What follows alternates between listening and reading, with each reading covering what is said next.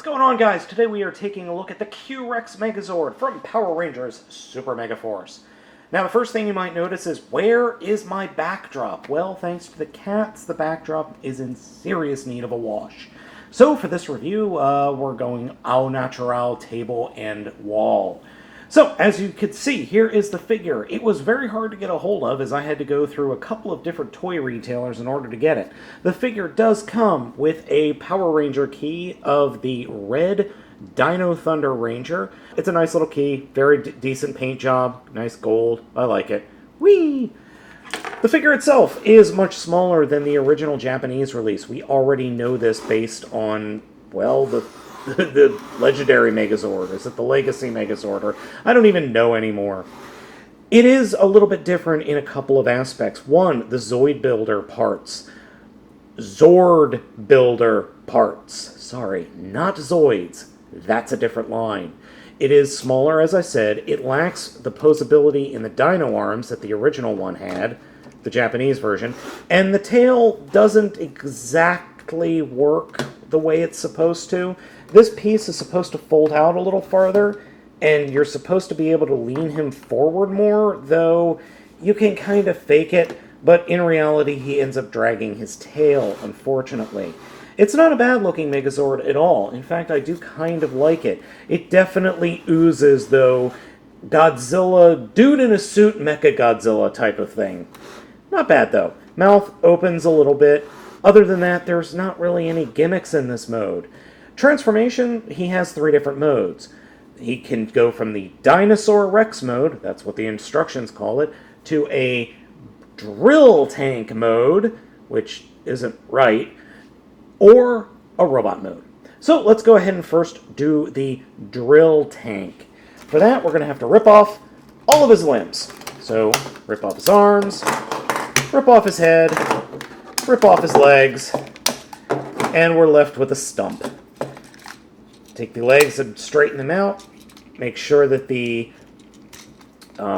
tail here is pointed thusly.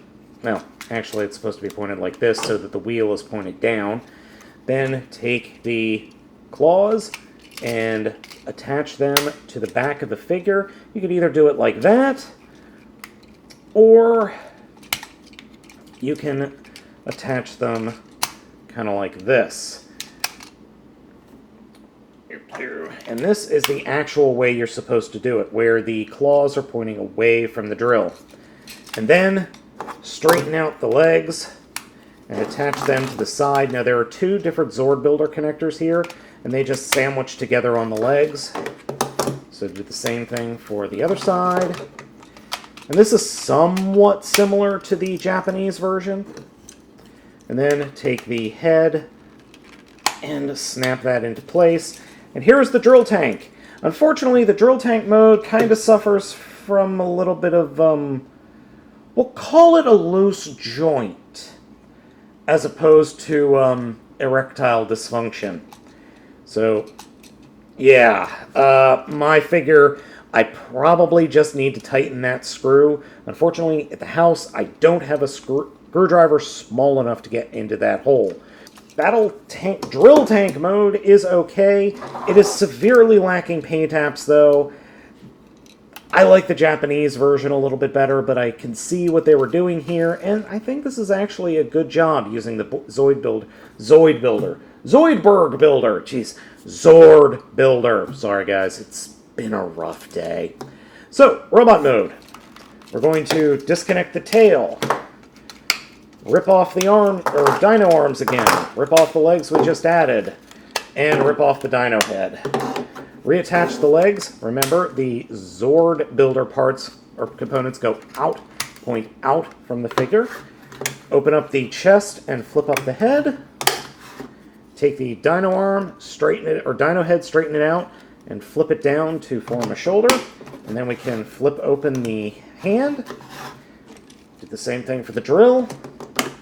Now, for the Dino Arms, you can either put them on the back, like down here, like that. You can put them up top, like that. Or you can even kind of situate them like this. Either way, they look pretty silly just hanging off the back of the bot or the robot. I wish they could straighten out like the Japanese version of the figure, but you can kind of collapse them to the back like this, and it'll work. You can kind of do the same thing up here. I like to put them lower because it hides them better. Last but not least, flip out the antenna, and here we have the Q-Rex Megazord. Again, smaller than the original figure, but not too bad. I actually think this is a pretty decent toy in robot mode. The one gimmick, though, that they kind of left out that I wish they had kept in was the spear. The spear here does not open into its trident form or its shield form. That is a major flaw, in my opinion. Nor does it spin the same way. You don't, like, spin it up and then push a button and have it spin. This is where the key comes into play, because you insert the key into his upper arm, and he will then spin the drill. Not much, mind you. Yeah, this is nowhere near as cool as the Japanese version, but I understand why they did it.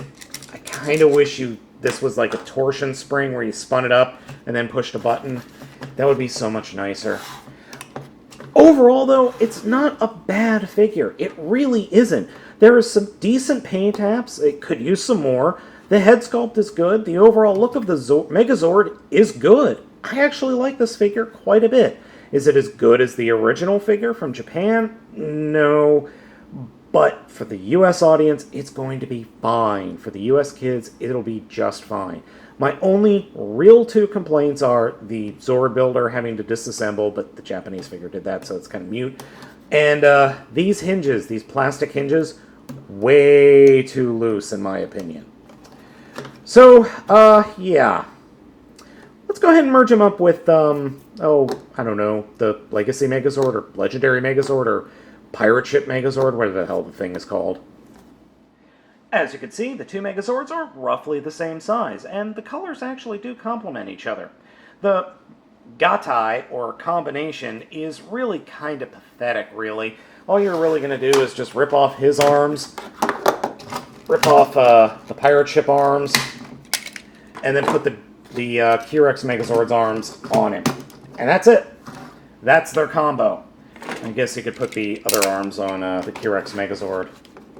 So, yeah. That's it. That's the combination. Now, there is going to be the Turbo Falcon Zord, which is coming later this year, that's going to be a little bit more complex of a merger for the, I guess, the Ultimate Megazord, or Gigazord, or Ultrazord, or whatever the heck they're calling it in this series. So, yeah. Not the best combination in the world, but it counts for something, I guess. As usual with Zord Builder, you can make some truly horrific monstrosities. I don't even know what to call this. Razzle's Nightmare? For a final size comparison, here's the Q-Rex Megazord next to the Legacy Dragon Zord. Overall, the Q-Rex Megazord is actually kind of fun. I do like it, and it's a good substitute for the Japanese version of the figure, which, I'm sorry, it's superior. It just is. But kids and collectors here in the US are actually getting a pretty good toy. So guys, I hope you enjoyed this video review of the Q-Rex Megazord from Power Rangers Super Megaforce. As normal, I'm Baltmatrix, and I'll catch you next time.